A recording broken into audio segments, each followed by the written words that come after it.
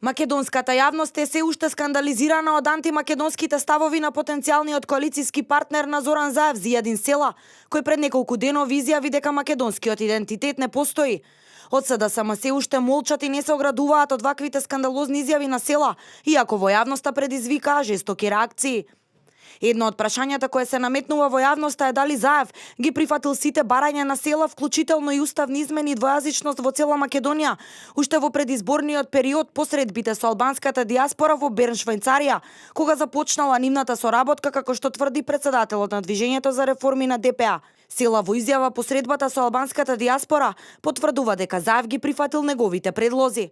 Vjen mirë që në një farforme ai pranoi që është i gatshëm për të bërë ndryshime kushtetuese, apo dhe pranoi sugjerimet të cilat unë i thash, që është i gatshëm që buxheti të bëhet me prerje lokale, që është i gatshëm që shqipja të jetë zyrtare. Села деновиве ја шокираше јавноста со низа изјави кои на директен начин ги негираат сите државни символи, како и постоењето на македонскиот народ. Realiteti historik Maqedonisë din gjithë bota dhe është shumë absurde kur një popull që s'ka identitetin e vet, që në rastin konkret janë maqedonësit, shqiptarët kanë qenë shumë korrekt dhe u kanë ndihmuar që ju ta ndërtoni këtë identitet, dhe ju tani kontestoni identitetin tonë.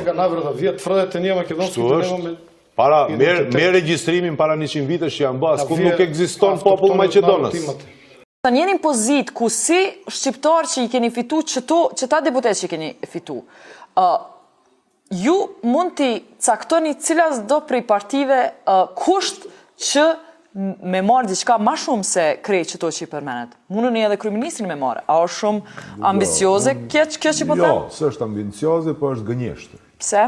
Dëgjoj, nevojat e shqiptarëve këtu nuk janë një kryeministër i cili do të betohet para një flamuri dhe një himni të cilën ne duam ta ndryshojmë. Po ju vetë keni dalë kur me flamur Maqedon? Zjadin Selën, unë dje kam kontrollu çdo gjë në internet, nuk të kam pa me asnjë vend me flamur Maqedon. E vërtetë është, pranoj publiku. Dhe i qytetari Maqedonisë, ka një shkak Macedonas. Kuptohet. Nuk kam dalur asnjëherë ashtu siç nuk jam ngritur në këmbë asnjëherë edhe himnit të Maqedonisë. Sepse unë e përmenda një moment në fillim të emisionit, nuk e di sa e vërejtë, thashë që Maqedonia ka shpallë pavarësinë e saj mbi bazën e aneksimit të drejtave të 1/3 së popullatës. Unë s'kam si respektoj një hymn kombëtar për cilën shqiptarët nuk e kanë votuar për bërja e parë parlamentare shqiptare të vitit 92, nuk e ka votuar këtë kushtetutë. S'ka votuar as flamurin, s'ka votuar as himnin dhe as kushtetutën. Осуда за скандалозните изјави на Села пристигна и од ВМРО ДПМН, но и од голем број аналитичари и експерти.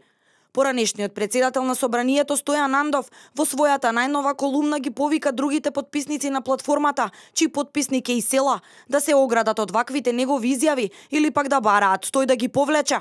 Во спротивно ќе западнеме во тешкотии, пишува Андов.